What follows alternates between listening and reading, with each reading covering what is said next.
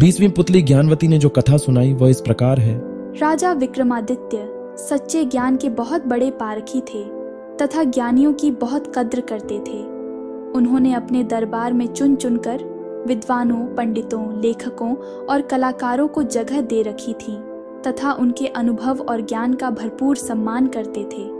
एक दिन way one में किसी कारण विचरण कर रहे थे तो उनके कानों में 2 आदमियों की बातचीत का कुछ अंश पड़ा। उनकी समझ में आ गया कि उनमें से एक ज्योतिषी है तथा उन्होंने चंदन का टीका लगाया और अंतर्ध्यान हो गए। ज्योतिषी अपने दोस्त को बोला, मैंने ज्योतिष का पूरा ज्ञान अर्जित कर लिया है और अब मैं तुम्हारे भूत, वर्तमान और भविष्य के बारे में सब कुछ स्पष्ट बता सकता हूँ। दूसरा उसकी बातों में कोई रुचि न लेता हुआ बोला, तुम मेरे भूत और वर्तमान से पूरी तरह परिचित हो, इसलिए सब कुछ बता सकते हो और अपने भविष्य के बारे में जानने की मेरी कोई इच्छा नहीं है। अच्छा होता तुम अपना ज्ञान अपने तक ही सीमित रखते। मगर ज्योतिषी रुकने वाला नहीं था।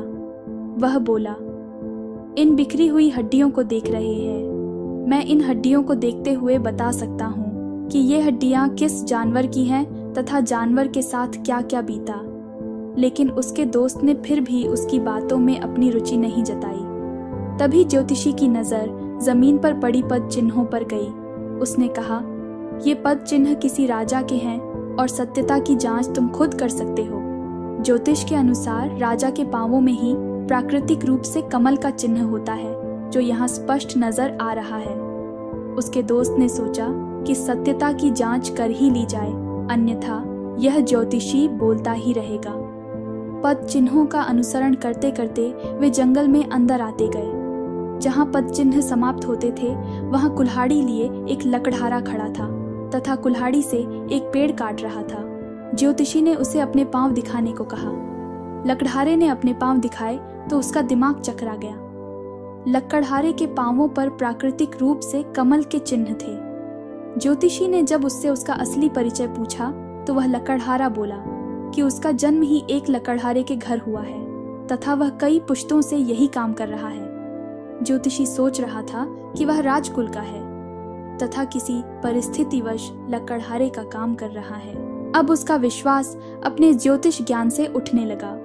उसका दोस्त उसका उपहास करने लगा तो वह चिढ़कर बोला, चलो चलकर राजा विक्रमादित्य के पांव देखते हैं। अगर उनके पांवों पर कमल चिन्ह नहीं हुआ तो मैं सचमुच ज्योतिष शास्त्र को झूठा समझूंगा और मान लूंगा कि मेरा ज्योतिष अध्ययन बेकार चला गया।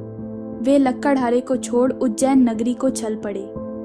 काफी चलने के बाद राजमहल पहुंचे।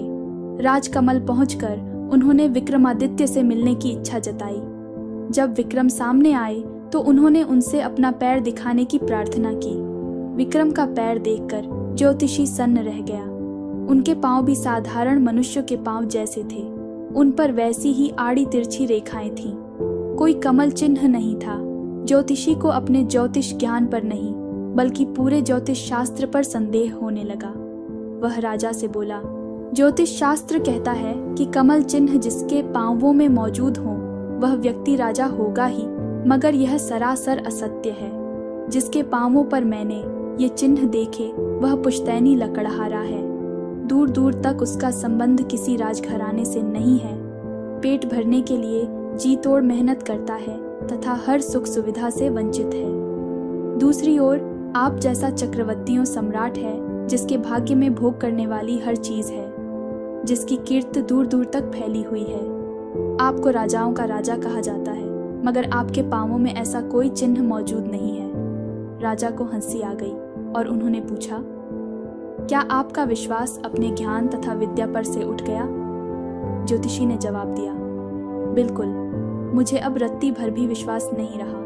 उसने राजा से नम्रता पूर्वक विदा लेते हुए अपने मित्र से चलने का इशारा किया। जब वह चलने को हुआ तो राजा ने उसे रुकने को कहा। दोनों ठिठक कर रुक गए। विक्रम ने एक चाकू मंगवाया तथा पैरों के तलवों को खुरचने लगे।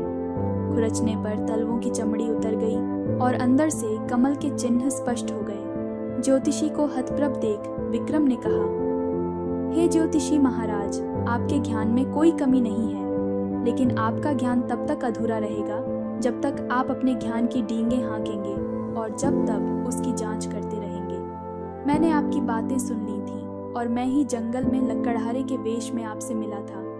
मैंने आपकी विद्वता की जांच के लिए अपने पांवों पर खाल चढ़ा ली थी ताकि कमल की आकृति ढंक जाए।